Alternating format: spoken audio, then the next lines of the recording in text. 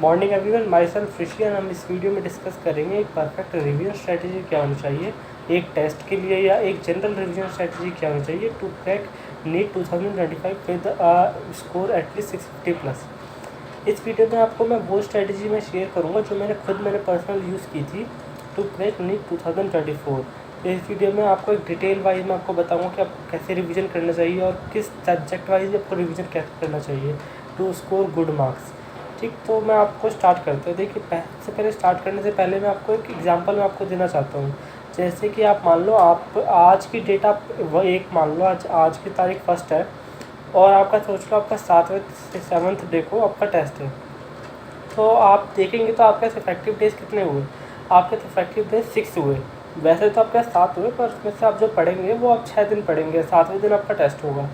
तो आपको ना इसको डिवाइड करना होता है कि आपको एक अपने हिसाब से आपको डिवाइड करना है कि आपको कौन से सब्जेक्ट में ज़्यादा टाइम देना है। जैसे कि जब मैं अपनी प्रिपरेशन करता था तो उसमें मैं क्या करता था, जब मेरे पास एक वीक पहले आता था टेस्ट का, जो भी टेस्ट का वो होता था सिलेबस, वो 1 वीक पहले मेरे पास आता था। तो मेरे पास केवल 6 दिन ही होते थे पूरे रिवीजन को करने में। और जो हमारा टेस्ट का सिलेबस होता था, जनरली कोचिंग में अगर हम देखें किसी भी कोचिंग में, तो एटलीस्ट हमारा 8 चैप्टर तो होते ही होते हैं, या मैक्स टू मैक्स 10 जाते हैं माइनर के टेस्ट में। तो हम करते क्या थे कि मैं ना 2-2 दिन में बांट लेता था। जैसे कि 2 दिन मैंने फिजिक्स को दे दी, 2 दिन मैंने केमिस्ट्री को दे दी और 2 दिन मैंने बायोलॉजी को ले लिए।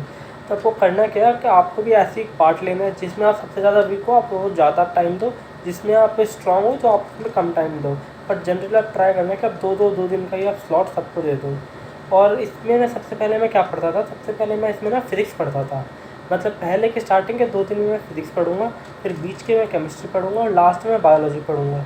और मैं ऐसा क्यों करता था, इसका रीज़न अगर हम देखें तो अगर आप फिजिक्स आप पढ़ रहे हैं ना, तो फिजिक्स एक कॉन्सेप्चुअल सब्जेक्ट होता है। अगर एक बार आपने कॉन्सेप्ट सीख लिया ना और आपने कुछ न्यूमेरिकल्स उसके ट्राई कर लिए और पीवाईक्यूज लगा लिए, तो आप इजीली आप उसको भूलोगे नहीं, आपको याद रहेगा कि उसको कैसे सॉल्व करें और कैसे सॉल्व नहीं होगा वो क्वेश्चन।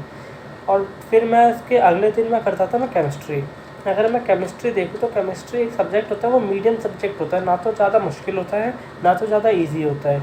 आप भूल भी सकते हो, नहीं भी भूल सकते हो। तो अगर आप बीच में पढ़ते हो ना तो भूलने के कम चांसेस रहते हैं टेस्ट के लिए। लास्ट में मैं केवल बायो में पढ़ता था। बायो में ऐसा लास्ट में क्यों पढ़ता था, देखिए बायो में हमें बस केवल ना एन पढ़नी है। एन से बाहर तो आएगा नहीं, तो किसी भी ना टेस्ट में आना है ना नीट में आना है। तो केवल आप बायो की आप एन में लास्ट के 2 दिन पढ़ता था। तो मैं ऐसे क्यों भी करता था, देखिए आप अगर बायो के एन पढ़ेंगे तो आपको लाइन टू लाइन आपको याद करना है, जो कि डिफ़िकल्ट है कि आपकी जो डिफ़िकल्ट है, और आप भूल भी सकते हो। जैसे कि अगर आपने 1 हफ़्ते पहले कोई लाइन पढ़ी है तो चांसेस हाई है कि आप 1 हफ़्ते बाद आप भूल जाओगे वो लाइन। तो इसलिए आप ना टेस्ट के 1 या 2 दिन पहले आप बायोलॉजी पढ़ो एन से डायरेक्ट, जिससे आपको याद रहे। तो मेरा ये होता था कि मैं पहले फिजिक्स पढ़ता था, फिर बीच में केमिस्ट्री और लास्ट में मैं बायो पढ़ता था। तो अगर आप देखो, जैसे कि हमने अभी डिस्कस किया था, हमने 1 तारीख को वो है, तो आपको 7 तारीख का टेस्ट है, तो आपको 2-2 दिन के आपने बांट लिए और आपको ऐसे रिवीजन करनी है। अब सेकंड पॉइंट होता है कि एक रिवीजन का हमारा मटेरियल क्या होना चाहिए। जैसे कि अगर आप ऑनलाइन कोचिंग में भी हो तो आप ऑनलाइन कोचिंग में आपको डीपीपी मिल जाएगी, मॉड्यूल्स मिल जाएंगे, आपको बहुत सारे और भी मटेरियल मिल जाते हैं ऑनलाइन में अगर आप डाउनलोड करना चाहो तो। ऑफलाइन में तो आपके होते ही है बहुत सारे आपके मॉड्यूल्स। तो कंफ्यूज हो जाते हैं कि मतलब कब क्या क्या हम उसमें रिवीजन हम करें, कि मतलब कैसे हमें करना चाहिए, क्या हमें नोट्स पढ़ना चाहिए, सीधा क्वेश्चन प्रैक्टिस करना चाहिए। तो देखिए पर्सन टू पर्सन वेरी करता है, बट कुछ पॉइंट्स होते हैं जो कि कॉमन होते हैं। जैसे कि अगर मैं आपको फिजिक्स के पॉइंट ऑफ व्यू से बताऊँ, अगर आप फिजिक्स आपको रिवीजन करनी है तो फिजिक्स में आप देखिए, अगर आप थ्योरी पढ़ने बैठेंगे तो आपका टाइम वेस्ट ही होगा थ्योरी पढ़ने में, क्योंकि आपने एक बार तो थ्योरी पढ़ ली ना अपने टीचर से। तो आप थ्योरी मत पढ़ो, आप थ्योरी की जगह एक क्वेश्चन प्रैक्टिस करके आप थ्योरी का रिवीजन करो। पहले आप क्वेश्चन प्रैक्टिस करो, और जो क्वेश्चन प्रैक्टिस आपको जो नहीं आ रहा है ना, आप उससे आप वो थ्योरी आप पढ़ लो अपने नोट्स से। ठीक, तो आप बुक की थ्योरी मत पढ़ना, जो आपने खुद बनाई होगी ना पेजेस में अपने हैंड रिटन, आप उससे आप उसकी रिवीजन कर लो। तो फिजिक्स में आपको ये करना है। फिजिक्स में आपको फॉलो क्या करना है, देखिए अगर आप ऑफलाइन हो रहे हो तो आप आपको डीपी पे आपको सॉल्व कर लो और मॉड्यूल सॉल्व कर लो। आप ऑफलाइन अगर पढ़ रहे हो तो आप अपने मॉड्यूल सॉल्व कर लो अगेन। बेशक हमने 3-4 बार आपने मॉड्यूल सॉल्व कर रखे हो, बट फिर भी आप एक बार और उसको सॉल्व करो और उसमें पूरे क्वेश्चन आप सॉल्व करो। आपको 2 दिन का आपके पास टाइम है ना फिजिक्स के लिए। अगर मैं मान के चलूँ, अगर आपके 3 चैप्टर भी आ रहे हैं फिजिक्स में, तो आप 2 चैप्टर आप पहले कर लो और 1 चैप्टर आप बाद में कर लो, और उसके पूरे जो क्वेश्चन होंगे आप मॉड्यूल के पूरा क्वेश्चन कर लो। लेवल 1 आप कर सकते हो और PYQ कर सकते हो। ठीक, आप एनालिटिकल क्वेश्चन जो आपके के होते हैं हायर ऑर्डर थिंकिंग वाले क्वेश्चन, वो आप छोड़ भी सकते हो इस समय। अगर मैं आपको फिजिक्स के रिवीजन बताना चाहूँ तो देखिए, फिजिक्स मेरी 3 पार्ट में डिवाइड होती है, फिजिकल केमिस्ट्री, इनऑर्गेनिक और ऑर्गेनिक। अगर आप इन तीनों का अगर आप देखेंगे ना, अगर आप एक्सपीरियंस तो अगर आप ड्रॉप ईयर में चल रहे हो तो आपको खुद पता लग जाएगा कि इन तीनों का ना रिवीजन करने की जो स्ट्रैटेजी होती है वो अलग अलग होती है। आप एक सेम स्ट्रैटेजी आप नहीं फॉलो कर सकते। जैसे कि अगर आपको फिजिकल केमिस्ट्री आपको रिवीजन करनी है तो फिजिकल केमिस्ट्री के लिए आप क्या करो, फिजिकल केमिस्ट्री के लिए आप फिजिक्स जैसे ही आप मान के चलो, आपके पास फॉर्मूले रटे होने चाहिए और आपको एक बेसिक थ्योरी की इन्फॉर्मेशन होनी चाहिए और मेजॉरिटी आपको क्वेश्चन प्रैक्टिस ही करनी है आपको। तो क्वेश्चन प्रैक्टिस करने के लिए आप अपने मॉड्यूल्स ही आप प्रीफर करो। आप अगर आपने रिपीटेड आपको करना है, अगर आपने एक बार मॉड्यूल करना है तो आप दोबारा वही मॉड्यूल आप करो, नया मॉड्यूल मत लेना कि आप सोचो कि आपने 2 बार तो मॉड्यूल सॉल्व कर ही लिया, आप चलो नया मॉड्यूल सॉल्व कर लेते। नहीं, आपको वही वाला मॉड्यूल अगेन आपको सॉल्व करना है फिजिकल केमिस्ट्री में। अगर मैं आपको इनऑर्गेनिक बोलूँ, इनऑर्गेनिक में अगर आप क्वेश्चन प्रैक्टिस आप नहीं भी करोगे ना, आप केवल PYQ कर रहे हो तो इनफ है PYQ। बट इसमें इंपॉर्टेंट क्या है, आपको NCERT आपको पढ़नी है और आपको ईच एंड एवरी पॉइंट आपको याद रखने होंगे। आपको इनऑर्गेनिक केमिस्ट्री में आपको ये इंपॉर्टेंट है। अगर आप ऑर्गेनिक की बात करें, देखिए ऑर्गेनिक में अगर आप क्वेश्चन प्रैक्टिस कर रहे हो तो अच्छी बात है, आप क्वेश्चन प्रैक्टिस आप कर लो, बट उसमें उससे भी ज़्यादा इंपॉर्टेंट क्या है, आप खुद के क्वेश्चन बनाओ। आप प्रोबेबिलिटी ढूंढो कि क्वेश्चन कैसे बन सकते हैं और कैसे नहीं हो सकते क्वेश्चन।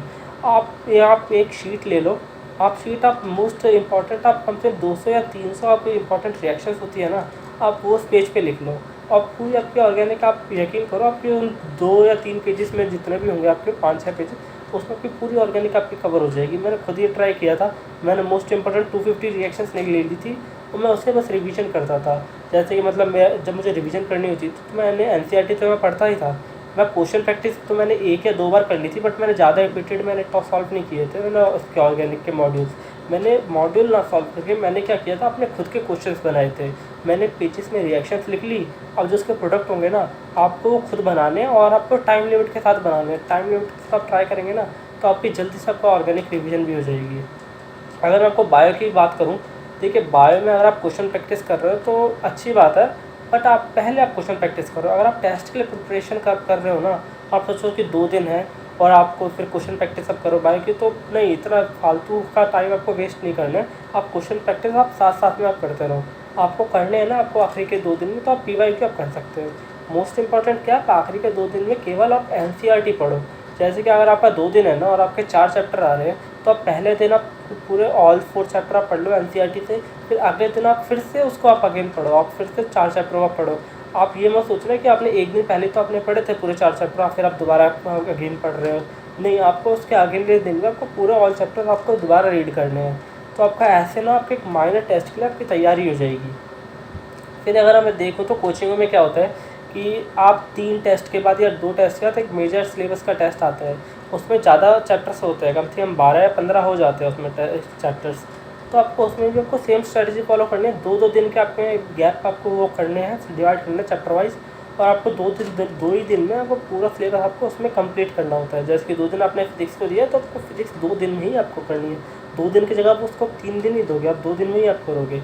इसलिए क्या, आपको इसमें देखिए टाइम तो लगेगा, मेहनत लगेगी, मैं मानता हूँ, क्योंकि जब मैं खुद में करता था तो हम स्टार्टिंग के चैप्टर देखे तो NLM काइनेमेटिक्स और वर्क एनर्जी पावर मेरे जब आ जाते थे मेजर में इकट्ठे, तो अगर आप देखेंगे ना, आप मॉड्यूल भी आप सॉल्व करने बैठेंगे तो कम से कम आपके 300 प्लस क्वेश्चन तो हो ही जाते हैं ये।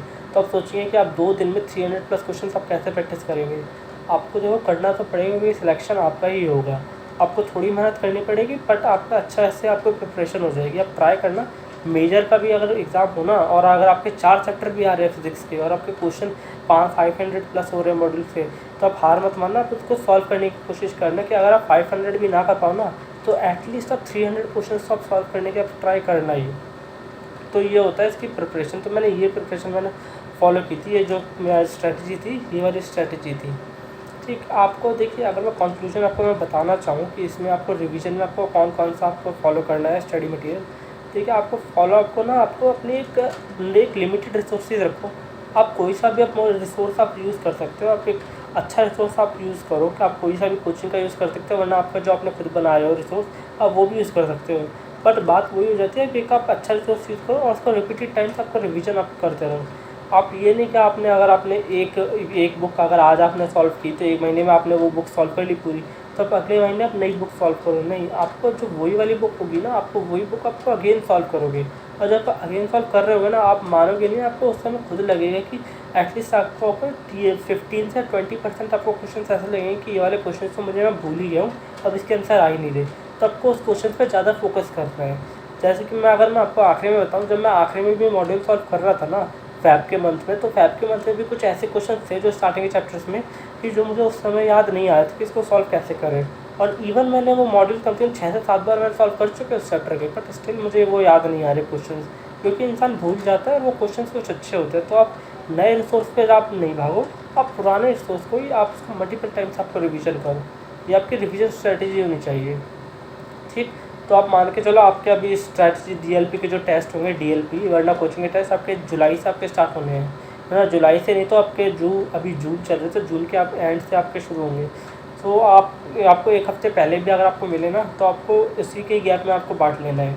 और अगर आपको एक हफ़्ते से पहले आपको मिल गए, कई कोचिंगों में होते हैं कि 14 डेज़ पहले ही आपको पूरा शेड्यूल बता देते थे कि टेस्ट में 14 डेज़ पहले आएगा क्या, तो आपको समय 2 वीक्स मिले ना, तो आपको 2 वीक्स में क्या करना है, आपको वीक की ही स्ट्रेटजी लेनी है कि पहले वीक में आप वो कर लो, फिर जो नेक्स्ट वीक आएगा ना, नेक्स्ट वीक में आपको उसको रिपीट करो कि आपकी 2 बार हो जाएगी। तो अगर आप देखें, अगर आपको 14 डेज आपको मिले, तो पहले वीक में आपने कितने बार रिवीजन कर लिया, एक बार रिवीजन कर लिया मॉड्यूल। आप मान के चलो कि आपने एक बार मॉड्यूल तो आपने पहले ही सॉल्व कर रखा है, और पहले से आपके रिवीजन में आपने 2 बार हो गए, तो टोटल 2 बार आपकी रिवीजन हो गई। अब उसको अगेन सॉल्व करोगे तो वो 3 बार हो गया ना आपने, मतलब कितने बार हमने सॉल्व कर लिया मॉड्यूल। अब 3 बार आप मॉड्यूल सॉल्व कर लोगे, केवल आप टेस्ट के उस पर, आप अपने खुद की तरफ से आपको अभी कुछ नहीं कर रहे हो, केवल आप अभी टेस्ट की वजह से आप 3 बार आपने मॉड्यूल सॉल्व कर लिए, और आपकी 3 बार पूरा आपको रिवीजन हो चुकी है। अगर आप खुद भी, अगर आप सीरियस एक्सपीरियंस हो, कम से कम आप 2 बार तो और रिवीजन करेंगे ही ना।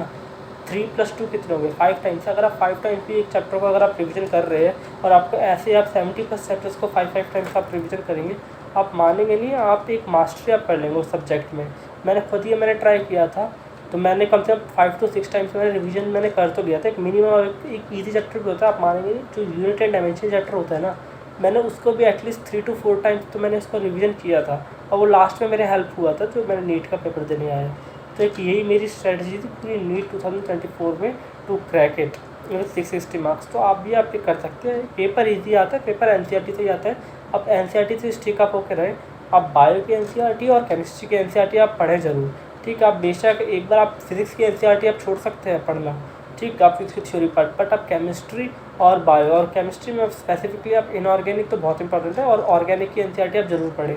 फिजिकल केमिस्ट्री में कुछ चैप्टर होता है वो आपको पढ़ने हैं, पूरे चैप्टर आपको पढ़ने की ज़रूरत नहीं होती है। अगर आप डेली गोल लेंगे ना, उससे भी आपका रिवीजन हो जाएगा। जैसे कि मैं अगर ऑर्गेनिक का आपको बताना चाहूँ, तो ऑर्गेनिक में मेरा मन नहीं था पढ़ने का ऑर्गेनिक की एनसीईआरटी, क्योंकि आप एनसीईआरटी अगर आप देखेंगे तो ऑलमोस्ट 187 पेज है टोटल। अगर आप देखें तो कि 11th और 12th की मिलाकर पूरी ऑर्गेनिक 187 पेज पढ़ते हैं। तो आप सोचेंगे कि 187 पेज कैसे कवर होंगे, मतलब इतना तो टाइम नहीं है कि आप कवर कर सके। बट अगर आप डेली का गोल आप करके मानो ना कि अगर आप अगर आप मान के चले कि आज डे 1 है, तो आप 12 पन्ने पढ़ेंगे ऑर्गेनिक के, और डे 2 में भी आप 12 पन्ने पढ़ेंगे। अगर आप डेली का गोल करेंगे तो आप इससे भी आप ईजीली आप कर सकते हैं। हमारे ऑप्शन के टीचर ने हमें यही गोल दिया था कि डेली हमें एक पन्ने बता देते कि इतने पन्ने आपको पढ़ना है, 10 से 12 पन्ने हमें डेली बताते थे। जो बच्चे फॉलो कर रहे थे ना, जो एंड में अगर आप देखें तो उनने एनसीईआरटी ऑलमोस्ट 4+ टाइम्स उनने पढ़ ली थी, केवल ऑर्गेनिक की एनसीईआरटी। और जिनने फॉलो नहीं किया था ना, वो नहीं कर पाए थे, और लास्ट में उनके अगर हम देखें तो केमिस्ट्री में उन लोगों के बहुत कम नंबर आए। और जिनने फॉलो किया था ये वाली स्ट्रैटेजी डेली की एनसीईआरटी पढ़ने की, आप बेशक कम पन्ने पढ़ो पर आप पढ़ो ज़रूर, तो उनके केमिस्ट्री में फुल में से फुल आए, 180 में से 180, और मेरे भी 180 है। तो आप यही स्ट्रैटेजी आप फॉलो कर सकते हैं, इजीली आपके भी आ जाएंगे। तो इस वीडियो में यही था कि एक रिवीजन स्ट्रैटेजी हमारी कैसी होनी चाहिए। अगर आपको वीडियो अच्छी लगे तो सब्सक्राइब, और till then bye. Next video के लिए आप सजेशन दे सकते हैं कमेंट बॉक्स में। Thank you.